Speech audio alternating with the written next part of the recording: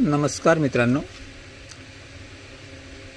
सरडे रंग बदलतो हे आपण बरेच वेळेस पाहिलं. ऋतुमानानुसार त्याच्या प्रकृतीनुसार सरडेला रंग बदलण्याची सवय असते. पण हल्ली काही नेतेसुद्धा रंग बदलू लागले आहेत. मागच्या निवडणूक कॅम्पेनच्या काळामध्ये किंवा लाडकी बहीण योजना चालू झाल्या त्यावेळेस अजितदादा नेहमी लाल गुलाबी जॅकेटमध्ये असायचे आणि त्या जॅकेटवरून बऱ्याच वेळा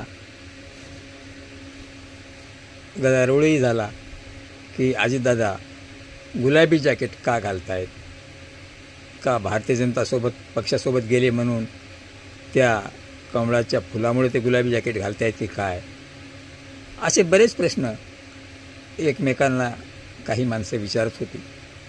पण तेच माजी उपमुख्यमंत्री अजितदादा आज आपल्यात हयात नाहीत आणि ते नसताना त्यांचाच अर्थसंकल्प पूर्ण करताना या महाराष्ट्राच्या लाडक्या मुख्यमंत्र्यानं, ज्याला लोक देवाभाऊ म्हणतात, लाडक्या बहिणीचा भाऊ म्हणतात, त्यांनी शेतकऱ्याच्या तोंडाला पानं पुसताना गुलाबी जॅकेट घातली. म्हणजे अजितदादाची कॉपी करायची आहे का मी अजितदादापेक्षा श्रेष्ठ अर्थसंकल्प मांडू शकतो असं दाखवून द्यायचे का? ते गुलाबी जॅकेट घालण्यामागचं कारण काय? जर गुलाबी जॅकेट घालून अर्थसंकल्प मांडायचाच होता तर त्या गुलाबी जॅकेटचा सुगंध हा तळागाळातील कष्टकऱ्यापर्यंत, मोलमजुरापर्यंत, शेतकऱ्यापर्यंत त्याचा सुगंध यायला हवा होता. तर त्या लाल जॅकेटला, गुलाबी जॅकेटला अर्थ राहिला असता.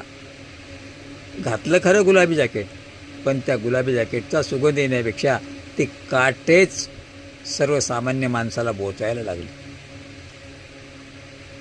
7-12 कोरा करू म्हणणारे मुख्यमंत्री आता तारीख घातली 25 सप्टेंबर का 30 सप्टेंबर 2025च्या आत जे थकीत आहेत त्यांनाच 2 लाखापर्यंतची कर्जमाफी मिळेल. याचा अर्थ ज्यांनी गेले वर्षी जून महिन्यात कर्ज उचलले त्यांना कर्जमाफी मिळणार नाही आणि ज्यांच्यावर यावर्षी दुष्काळाचं सावट आहे त्यांनाही कर्जमाफी मिळणार नाही.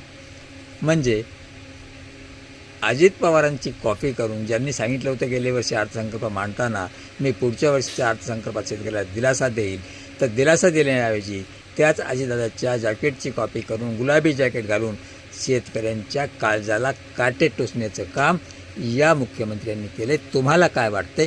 कमेंटद्वारे